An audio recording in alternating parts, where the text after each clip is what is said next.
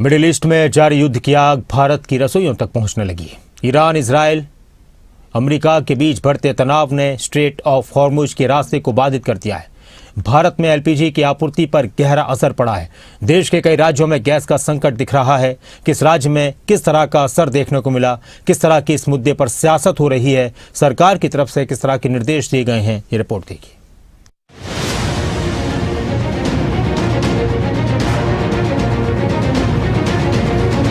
देश की रसोई में डर और धुआं है। अयोध्या की राम रसोई से लेकर लखनऊ की चाय की दुकानों तक गैस के अकाल पड़ चुके हैं। एलपीजी संकट का असर भारतीय रेलवे और आईआरसीटीसी की कैटरिंग सेवाओं पर भी नजर आया है।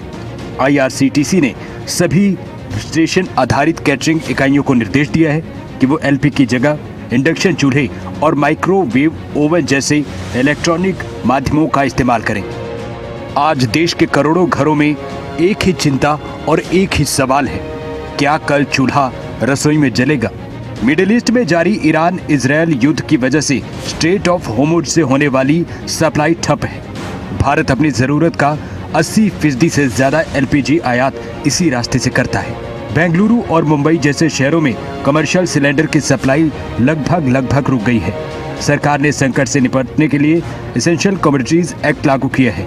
होटलों में सन्नाटा नजर आता है।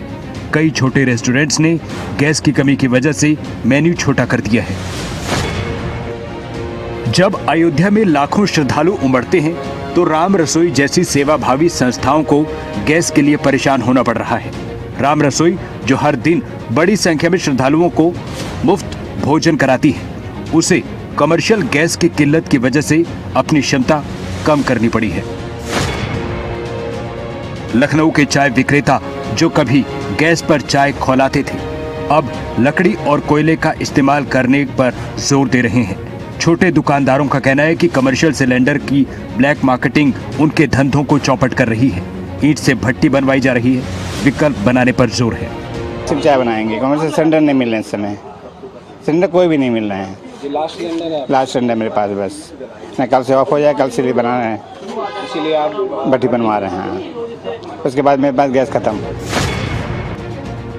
देखिए ये तस्वीरें राजस्थान के अजमेर में टूरिज्म और होटल इंडस्ट्री पर मानो ताला लटकने की नौबत है। होटल और रेस्टोरेंट में सन्नाटा दिखता है।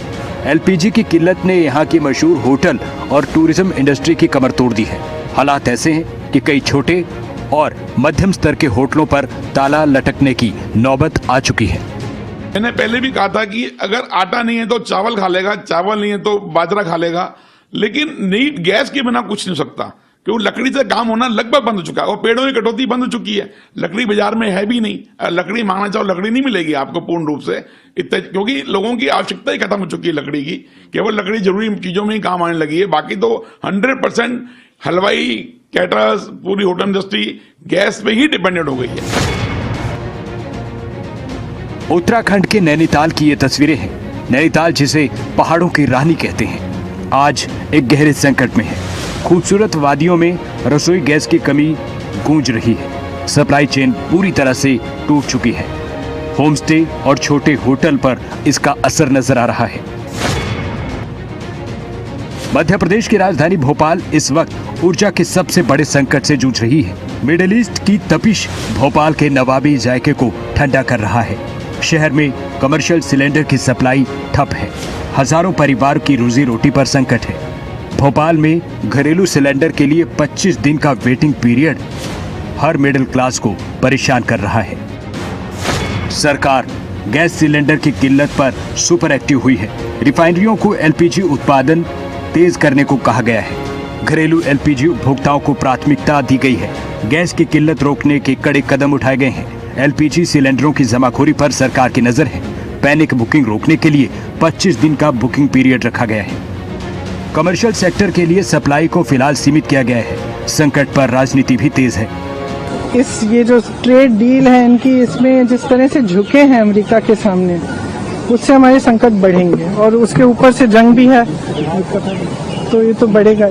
अब ये हेडलाइन मैनेजमेंट है, यह हालात को लेकर बैठक की है, लेकिन लोगों के मन में अनिश्चितता है और उस अनिश्चितता के बरक्स प्रधानमंत्री को जो टिप्पणी करनी चाहिए थी सदन के अंदर, जब एमईए बयान देते हैं तो सवाल नहीं लेते हैं, क्लैरिफिकेशन नहीं लेते हैं।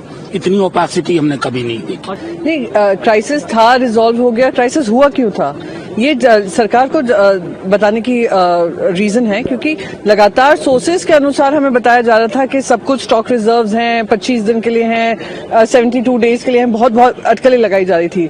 और अब आप कह रहे हैं कि ऐसे कोई क्राइसिस ही नहीं था, या क्राइसिस जो था मैनेज कर लिया गया है। वो इसलिए उठा क्योंकि सारी जो होटल इंडस्ट्रीज थी उन्होंने लिखा है, बाकायदा अपने लेटर हेड पे लिखकर कहा है कि उनको ये किल्लत आ रही है। पर किल्लत सिर्फ वहीं पर नहीं है, किल्लत मैन्युफैक्चरिंग यूनिट्स में भी है कि वहां पे उनके मैन्युफैक्चरिंग आधी हो गई है क्योंकि शॉर्टेज पड़ रही है।